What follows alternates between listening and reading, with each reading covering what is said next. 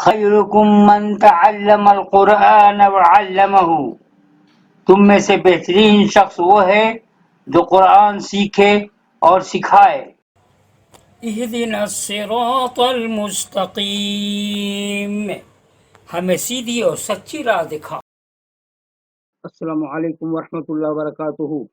دوستو، عبدالوہاب آپ کے ساتھ حسب معمول آج میں آپ لوگوں کے سامنے الحمدللہ 10واں پارہ شروع کرنے جا رہا ہوں، اور ظاہر سی بات ہے میں پہلے مطالعہ کرتا ہوں، اس کے بعد آپ لوگ کے سامنے پیش کرتا ہوں۔ ایک عجیب جذبہ سا دل میں پیدا ہو جاتا ہے، اور کیسے کیسے واقعات ہوئے ہیں سب میں آپ لوگ کے سامنے پڑھ کر کے سناتا ہوں۔ دوستو، کچھ لوگوں کا بھرم ہے، خیال ہے کہ قرآن صرف تلاوت کی حد تک ہے اور باقی ہم سمجھنے سے قاصر ہے۔ یہ بالکل غلط بات ہے۔ آپ دنیا میں ہر چیز کو سمجھ سکتے ہیں تو قرآن کے پیغام کو کیوں نہیں سمجھ سکتے ہیں؟ اور اللہ تعالیٰ نے کتنی برکت دی ہے کہ تلاوت کرنے سے ہی ثواب ملتا ہے، معنی سمجھیں یا نہ سمجھیں، لیکن اگر معنی سمجھ کر کے پڑھیں سمجھیں تو اس کی بات ہی کچھ اور ہو جائے گی، آپ کھو جائیں گے۔ دیکھیے، یہ ابھی بھی بدر کا واقعہ چل رہا ہے، کس طرح سے کم مسلمانوں کی تعداد تھی، لیکن اللہ تعالیٰ نے ان کے دل میں ڈال دیا کہ تم ہی لوگ جیتو گے، ان کو وسوسے سے ابارا، اور بہت عجیب واقعات ہوئے ہیں۔ تو اگر آپ تاریخ اسلام سے دلچسپی رکھتے ہیں اور ایسا اعتماد ہے کہ ہم بھی قرآن کو سمجھ سکتے ہیں تو بالکل توجہ کے ساتھ سنیے، اور اگر آپ کو پسند آ رہا ہے تلاوت قرآن مع ترجمہ و تفسیر، تو اب آپ کا حق بنتا ہے کہ آپ اپنے خاندان میں، اپنے دوستوں میں، اپنے رشتہ داروں میں اسے عام کیجئے اور قرآن کے پیغام کو سمجھ کر پڑھنے کی کوشش کیجئے۔ اللہ تعالیٰ ہم سب کا حامی و ناصر ہو۔ دیکھیے، عجیب عجیب واقعات ہوئے ہیں، آج میں پڑھ کر سناتا ہوں۔ آج میں پڑھوں گا صرف آیت نمبر 41 سے آیت نمبر 49 تک کی میں نے تلاوت کی ہے۔ ایک رکوع ہے، غالباً ایک ہی رکوع ہے۔ ہاں، تو آئیے میں سنتا ہوں، پڑھتا ہوں۔ اعوذ باللہ من الشیطان الرجیم، بسم اللہ الرحمن الرحیم۔ وَاعْلَمُوا أَنَّمَا غَنِمْتُم مِّن شَيْءٍ فَأَنَّ لِلَّهِ خُمُسَهُ وَلِلرَّسُولِ وَلِذِي الْقُرْبَى وَالْيَتَامَى وَالْمَسَاكِينِ وَابْنِ السَّبِيلِ إِن كُنتُمْ آمَنتُم بِاللَّهِ وَمَا أَنزَلْنَا عَلَىٰ عَبْدِنَا يَوْمَ الْفُرْقَانِ يَوْمَ الْتَقَى الْجَمْعَانِ وَاللَّهُ عَلَىٰ كُلِّ شَيْءٍ قَدِيرٌ۔ ترجمہ: اور جان لو کہ جو کچھ مال غنیمت تمہیں حاصل ہو اس کا 5واں حصہ، چوتھا نہیں، 5واں حصہ اللہ اور رسول کے لیے اور رشتہ داروں اور یتیموں اور مسکینوں اور مسافروں کے لیے ہے۔ بہت امپورٹنٹ بات چل رہی، غور سے سنیں گے۔ اگر تم ایمان رکھتے ہو اللہ پر اور اس چیز پر جو ہم نے اپنے بندے یعنی محمد صلی اللہ علیہ وسلم پر اتاری فیصلہ کے لیے، جس دن کے دونوں جماعتوں میں مٹ بھیڑ ہوئی، اور اللہ ہر چیز پر قادر ہے۔ تفسیر دیکھتے ہیں۔ غنیمت عربی زبان میں اس مال کو کہتے ہیں جو میدان جنگ میں دشمن سے لڑ کر حاصل کیا گیا ہو۔ قدیم زمانے میں یہ رواج تھا کہ جنگ کے بعد دشمن کی جو چیز جس کے ہاتھ لگے وہ اسی کی سمجھی جائے۔ اسلام نے یہ اصول مقرر کیا کہ ہر ایک کو جو کچھ ملا ہو وہ سب کا سب لا کر امیر کے پاس جمع کرے، کوئی شخص سوئی کا دھاگا تک چھپا کر نہ رکھے۔ اس طرح سارا مال غنیمت اکٹھا کرنے کے بعد اس میں سے 5واں حصہ، غور کیجیے گا، اس طرح سارا مال غنیمت اکٹھا کرنے کے بعد اس میں سے 5واں حصہ خدا کا ہے، جس کو رسول نیابت کے طور پر وصول کر کے 5 جگہ اس طرح خرچ کرے گا کہ ایک حصہ اپنی ذات پر، پھر اپنے ان رشتہ داروں پر جنہوں نے رشتہ کی بنیاد پر مشکل وقتوں میں آپ کے دینی مشن میں آپ کا ساتھ دیا، اور یتیموں پر اور حاجت مندوں پر اور مسافروں پر۔ اس کے بعد بقیہ 4 حصے کو تمام فوجیوں کے درمیان اس طرح تقسیم کیا جائے کہ سوار کو 2 حصہ ملے اور پیدل کو 1 حصہ۔ اسلام یہ ذہن بنانا چاہتا ہے کہ آدمی جو چیز پائے اس کو وہ خدا کی طرف سے ملی ہوئی چیز سمجھے، اس دنیا میں کسی واقعہ کو ظہور میں لانے کے لیے بے شمار اسباب کی بیک وقت موافقت ضروری ہے جو کسی بھی انسان کے بس میں نہیں۔ بدر کی لڑائی میں ایک بے حد طاقتور گروہ کے مقابلے میں ایک کمزور گروہ کا فیصلہ کن طور پر غلبہ پا جانا اس بات کا ایک غیر معمولی ثبوت تھا کہ جو کچھ ہوا ہے وہ خدا کی طرف سے ہوا ہے۔ ایسی حالت میں فتح کے بعد ملی ہوئی چیز کو خدا کی طرف سے ملی ہوئی چیز سمجھنا عین اس حقیقت کو ماننا تھا جو واقعات کے نتیجے میں فطری طور پر سامنے آتی ہے۔ مال غنیمت میں دوسرے مستحق بھائیوں کا حصہ رکھنا اس بات کا سبق ہے کہ اموال میں حقدار ہونے کی بنیاد پر صرف محنت اور وراثت نہیں بلکہ ایسی بنیادیں بھی ہیں جو محنت اور وراثت جیسی چیزوں کے دائرے میں نہیں آتی۔ استحقاق کی ان دوسری مدوں کا اعتراف گویا اس واقعہ کا عملی اعتراف ہے کہ آدمی چیزوں کو خدا کی چیز سمجھتا ہے نہ کہ اپنی چیز۔ غنیمت کے اس قانون میں تیسرا زبردست سبق یہ ہے کہ ملکیت کی بنیاد قبضہ نہیں بلکہ اصول ہے۔ کوئی شخص محض اس بنا پر کسی چیز کا مالک نہیں بن جائے گا کہ وہ اتفاق سے اس کے قبضے میں آ گئی ہے۔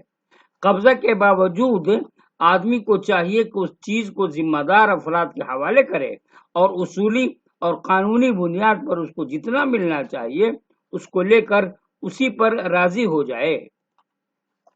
اذ انتم بالعدوۃ الدنیا وهم بالعدوۃ القصوى والركب اسفل منكم ولو تواعدتم لاختلفتم في الميعاد ولكن ليقضي الله امرا كان مفعولا ليهلك من هلك عن بينة ويحيى من حي عن بينة وإن الله لسميع عليم إذ يريكهم الله في منامك قليلا ولو أراكهم كثيرا لفشلتم ولتنازعتم في الأمر ولكن الله سلم إنه عليم بذات الصدور وإذ يريكموهم إذ التقيتم في أعينكم قليلا ويقللكم في أعينهم ليقضي الله أمرا كان مفعولا وإلى الله ترجع الأمور۔ اور جبکہ تم وادی کے قریبی کنارے پر تھے اور وہ دور کے کنارے پر اور قافلہ تم سے نیچے کی طرف تھا، اور اگر تم اور وہ وقت مقرر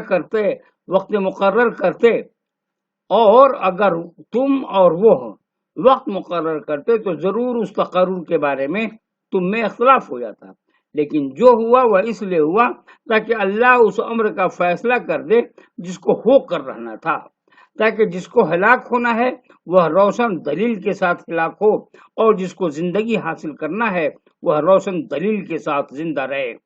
یقینا اللہ سننے والا جاننے والا ہے۔ جب اللہ تمہارے خواب میں ان کو تھوڑا دکھاتا رہا، اگر وہ ان کو زیادہ دکھاتا تو تم لوگ بہمت ہار جاتے اور آپس میں جھگڑنے لگتے اس معاملے میں، لیکن اللہ نے تم کو بچا لیا۔ یقیناً وہ دلوں تک کا حال جانتا ہے، اور جب اللہ نے ان لوگوں کو تمہاری نظر میں کم کر کے دکھایا اور تم کو ان کی نظر میں کم کر کے دکھایا تاکہ اللہ اس امر کا فیصلہ کر دے جس کا ہونا طے تھا، اور سارے معاملات اللہ ہی کی طرف لوٹتے ہیں۔ آئیے تفسیر دیکھتے ہیں۔ اللہ تعالیٰ کو یہ مطلوب ہے کہ حق کا حق ہونا اور باطل کا باطل ہونا لوگوں پر پوری طرح کھل جائے۔ یہ کام ابتداءً دعوت کے ذریعے دلائل کی زبان میں ہوتا ہے۔ غور سے سنیں گے، میں پھر پڑھ رہا ہوں اس کو۔ اللہ تعالیٰ کو یہ مطلوب ہے کہ حق کا حق ہونا اور باطل کا باطل ہونا لوگوں پر پوری طرح کھل جائے۔ یہ کام ابتداءً دعوت کے ذریعے دلائل کی زبان میں ہوتا ہے۔ داعی طاقتور اور عام فہم دلائل کے ذریعے حق کا حق ہونا اور باطل کا باطل ہونا ثابت کرتا ہے۔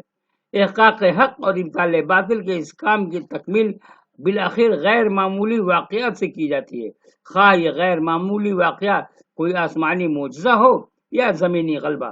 بدر کی جنگ میں یہی دوسرا واقعہ پیش آیا۔ قریش مکہ سے اس لیے نکلے کہ شام سے آنے والے اپنے تجارتی قافلہ کی مدد کریں۔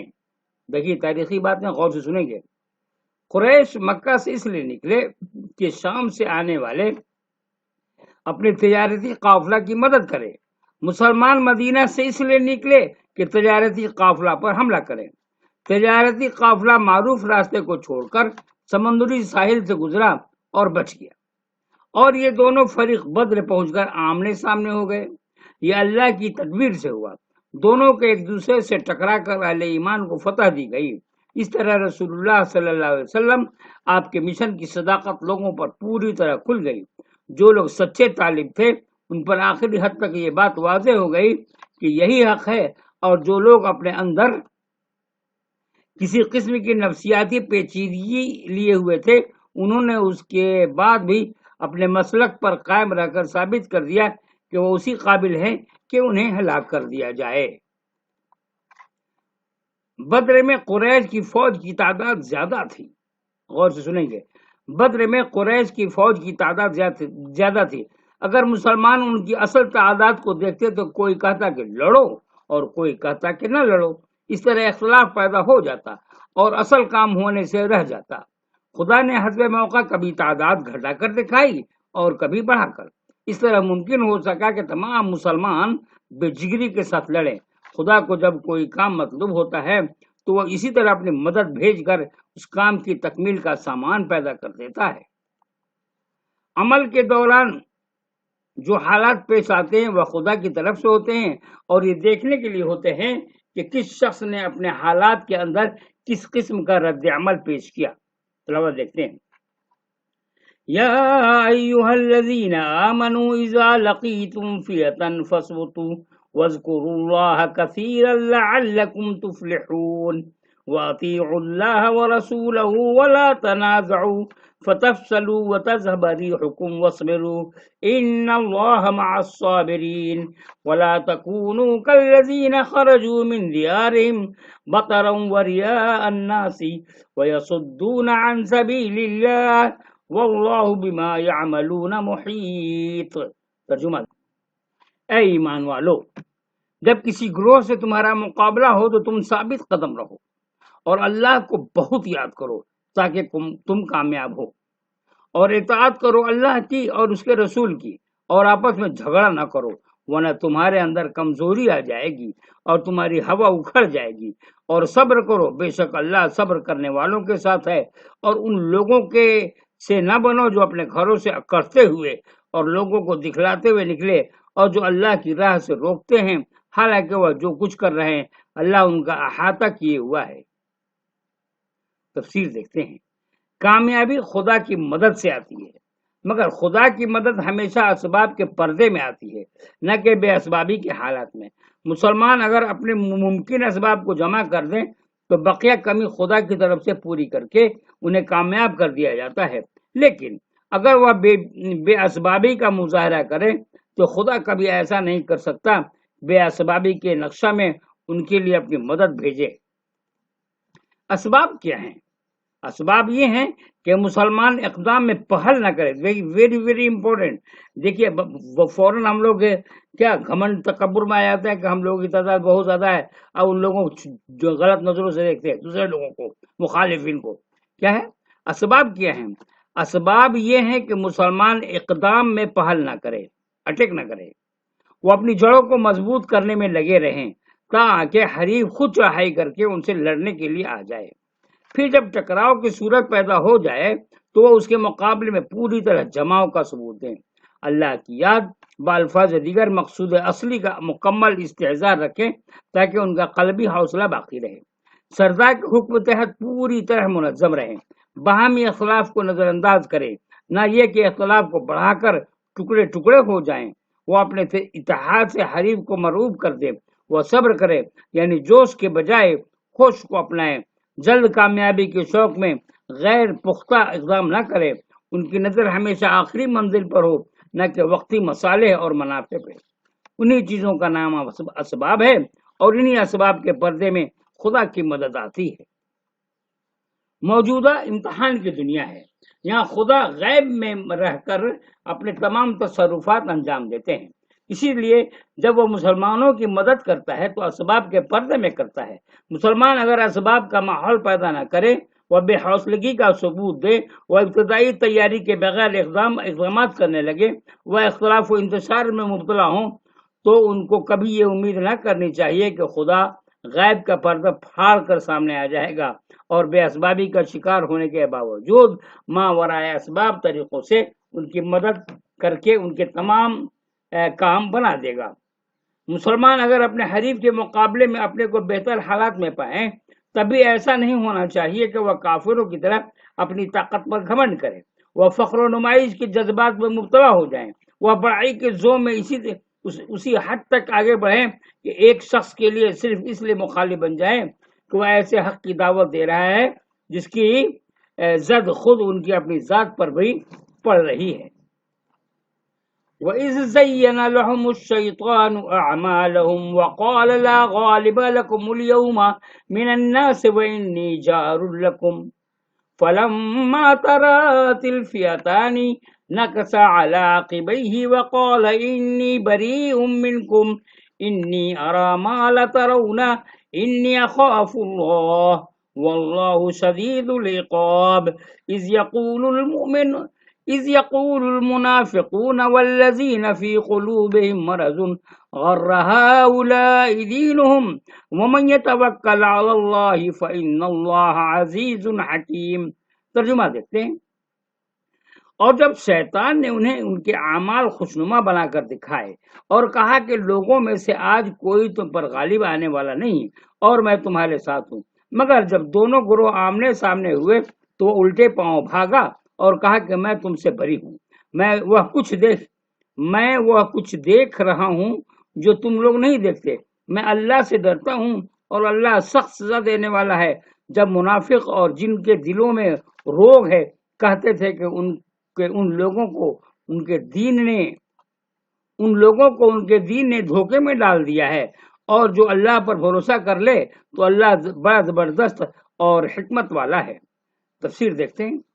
مکہ کے مخالفین اپنے آپ کو برسر حق، بہت غور سے سنیں گے، بہت امپورٹنٹ چیزیں ہیں، صرف تلاوت کے بغیر معنی اور مفہوم سمجھے ہوئے جو ہم لوگ تلاوت کرتے ہیں، اس میں بہت فرق محسوس کریں گے۔ آپ توجہ سے سنیں۔ آپ مکہ کے مخالفین اپنے آپ کو برسر حق اور پیغمبر کے ساتھیوں کو برسر باطل سمجھتے تھے۔ ان کو اتنا یقین تھا کہ انہوں نے کعبہ کے سامنے کھڑے ہو کر دعا کی کہ خدایا دونوں فریقوں میں سے جو فریق حق پر ہو تو اس کو کامیاب کر اور جو فریق باطل پر ہو تو اس کو ہلاک کر دے۔ تاہم ان کا یقین جھوٹا یقین تھا۔ اس قسم کا یقین ہمیشہ شیطان کی تزیین کی وجہ سے پیدا ہوتا ہے۔ شیطان نے مکہ کے لوگوں کو سکھایا کہ تم تاریخ کے مسلمہ پیغمبروں یعنی ابراہیم علیہ السلام اور اسماعیل علیہ السلام کے ماننے والے ہو، جبکہ مسلمان ایک ایسے شخص کو مانتے ہیں جس کا پیغمبر ہونا ابھی ایک متنازع مسئلہ ہے۔ تم کعبہ کے وارث ہو، جبکہ مسلمانوں کو کعبہ کی سرزمین سے نکال دیا گیا ہے، یعنی مدینے کی طرف ہجرت کر دی ہے، رسول اللہ صلی اللہ علیہ وسلم ہجرت کیے تھے نا۔ تم اسلاف کی روایتوں کو قائم رکھنے کے لیے لڑ رہے ہو، جبکہ مسلمان اسلاف کی روایتوں کو توڑنے کے لیے اٹھتے ہیں۔ شیطان نے مکہ والوں کے دلوں میں اس قسم کے خیالات ڈال کر ان کو جھوٹے یقین میں مبتلا کر دیا تھا۔ وہ سمجھتے تھے کہ ہم جو کچھ کر رہے ہیں بالکل درست کر رہے ہیں اور خدا کی مدد بہرحال ہمیں حاصل ہوگی۔ مکہ کے مخالفین ایک طرف اپنے جھوٹے یقین کو اس قسم کی چیزوں کی بنا پر سچا یقین سمجھ رہے تھے، دوسری طرف جب وہ دیکھتے کہ پیغمبر کے ساتھ ان سے بھی زیادہ یقین اور سرفروشی کے جذبہ کے ساتھ اسلام کے محاذ پر اپنے آپ کو لگائے ہوئے ہیں تو وہ ان کے سچے یقین کو یہ کہہ کر بے اعتبار ثابت کرتے تھے کہ یہ محض ایک مذہبی جنون ہے۔ وہ ایک شخص پیغمبر کی خوبصورت باتوں سے جوش میں آ کر دیوانے ہو رہے، یعنی وہ ایک شخص کی، یعنی پیغمبر میں کہہ رہا ہوں یا مولانا نے لکھا ہے، وہ ایک شخص کی خوبصورت باتوں سے جوش میں آ کر دیوانے ہو رہے ہیں، ان کے یقین اور قربانی کی اس سے زیادہ اور کوئی حقیقت نہیں ہے۔ مگر جب دونوں گروہوں میں مقابلہ ہوا اور مسلمانوں کے لیے اللہ کی مدد اتنی اتر پڑی تو شیطان مخالفین اسلام کو چھوڑ کر بھاگا۔ پھر سے یہاں سے دیکھیں بڑا مزہ آ رہا ہے۔ مگر جب دونوں گروہ جب دونوں گروہوں میں مقابلہ ہوا اور مسلمانوں کے لیے اللہ کی مدد اتر پڑی تو شیطان مخالفین اسلام کو چھوڑ کر بھاگا۔ ایک طرف خدا کی مدد سے مسلمانوں کے دل اور زیادہ قوی ہو گئے، دوسری طرف مخالفین کا جھوٹا یقین بے دلی اور پست ہمتی میں تبدیل ہو گیا، کیونکہ ان کا اعتماد شیطان پر تھا اور شیطان اب ان کو چھوڑ کر بھاگ چکا تھا۔